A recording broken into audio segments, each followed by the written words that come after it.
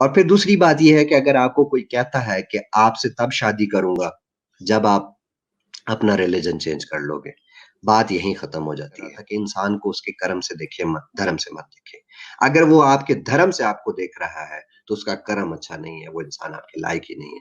अपनी जिंदगी वेस्ट मत करें। अपने आप दुनिया में लाखों अच्छे लोग हैं, कोई कोई दूसरी ऑप्शन ढूंढे।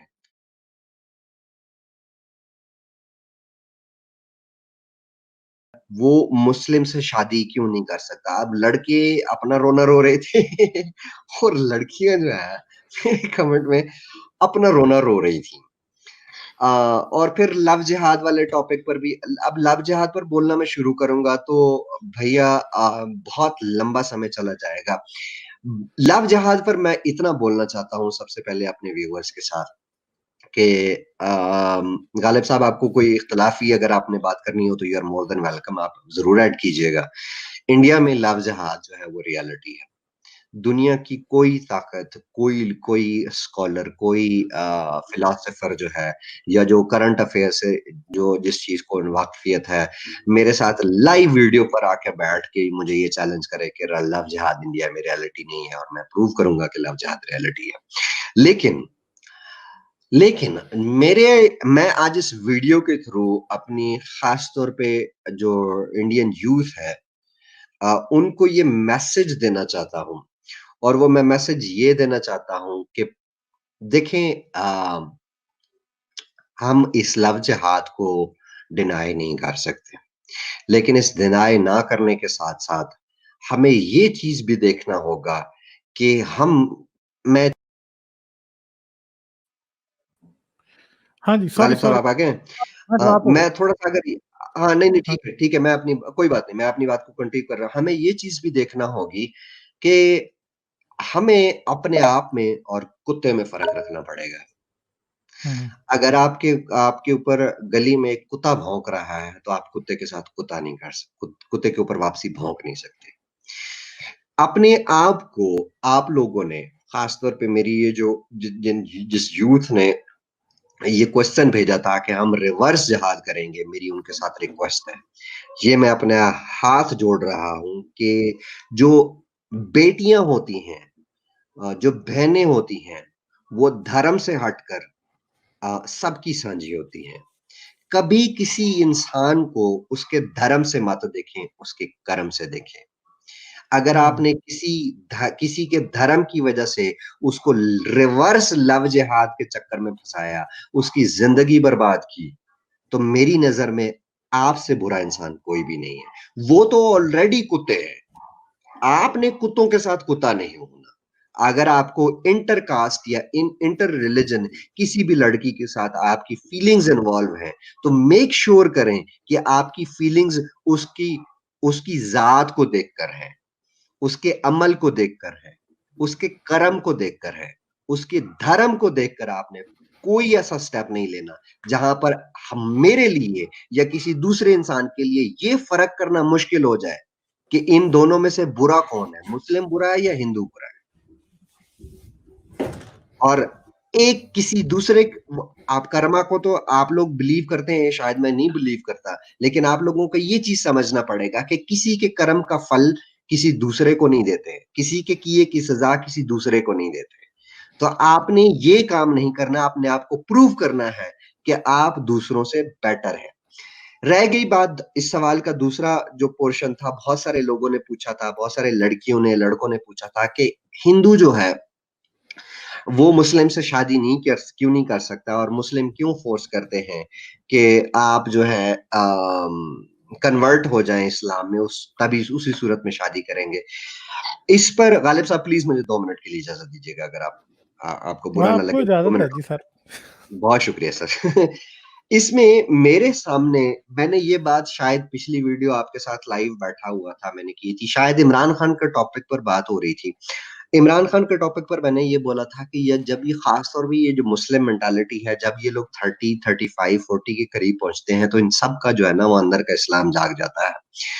मैंने अपनी लाइफ़ में, ज़ाती लाइफ़ में बहुत सारे लोगों को ये एग्ज़ाम्पल देखी है कि जवानी उन्होंने गुज़ारी सारी अय्याशियाँ करते, सारे बुरे काम करते, जो अय्याशी हो सकती थी या नॉन इस्लामिक काम हो सकता था उन्होंने किया, लेकिन जैसे ही 35 के करीब पहुँचे, तस्बीह भी पकड़ ली, दाढ़ी भी रख ली, टखनों से ऊपर सलवार भी कर ली, 5 वक़्त की नमाज़ भी पढ़ना शुरू कर दी। मेरे सामने अभी 2-3 महीने पहले एक इंसिडेंट सामने आया, मैं नाम नहीं लूँगा, आइडेंटिटी नहीं डिस्क्लोज़ करूँगा। एक लड़की है, उस लड़की ने मुझे ईमेल की और बहुत लंबी ईमेल थी।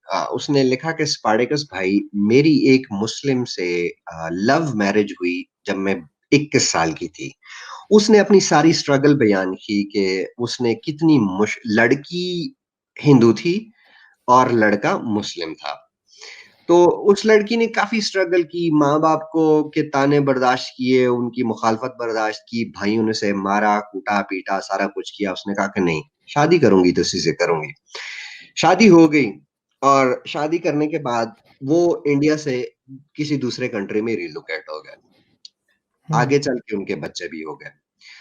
इस वक़्त उस लड़की की एज जो है वो कोई 32 या 33 है।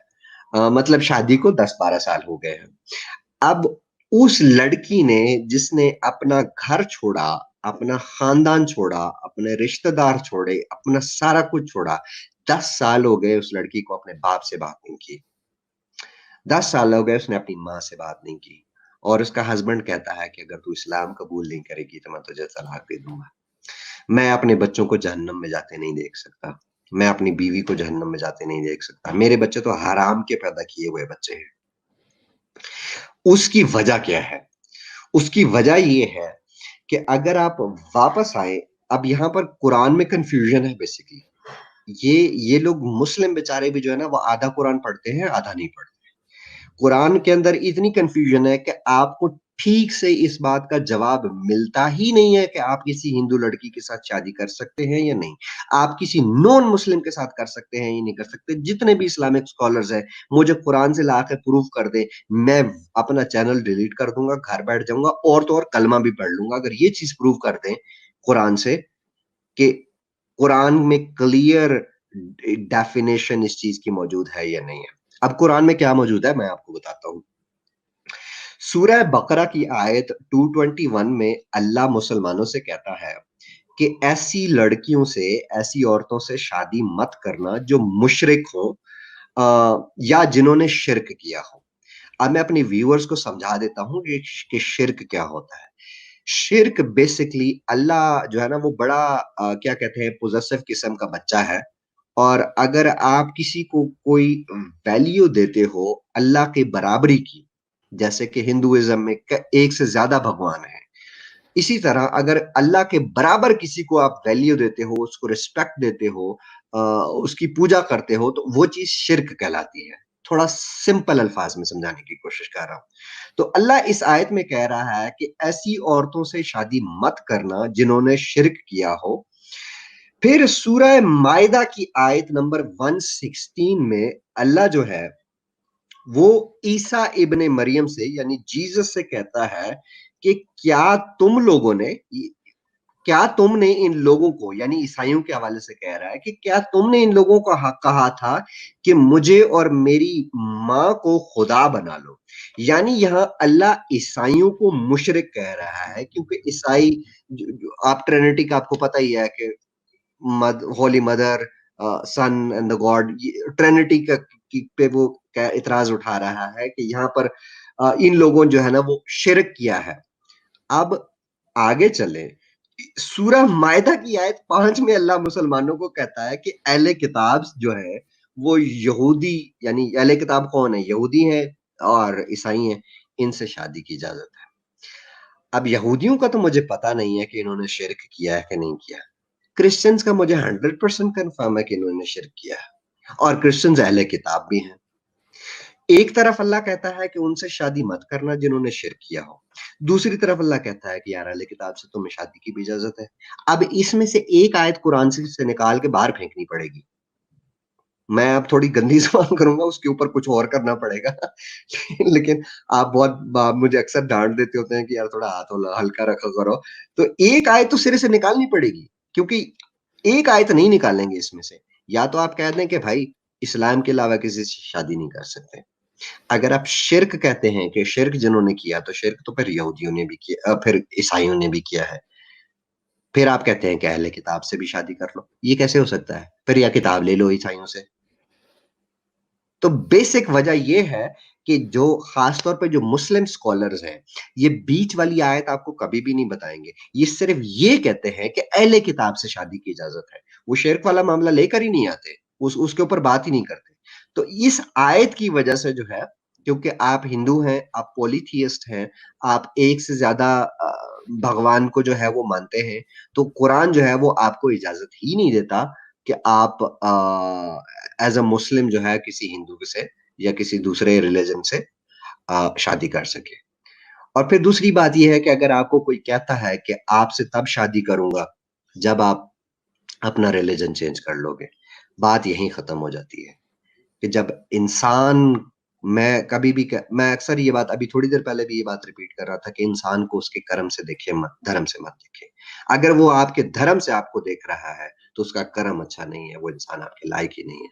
अपनी ज़िंदगी वेस्ट मत करें। अपने आप दुनिया में लाखों अच्छे लोग हैं, कोई कोई दूसरी ऑप्शन ढूँढें।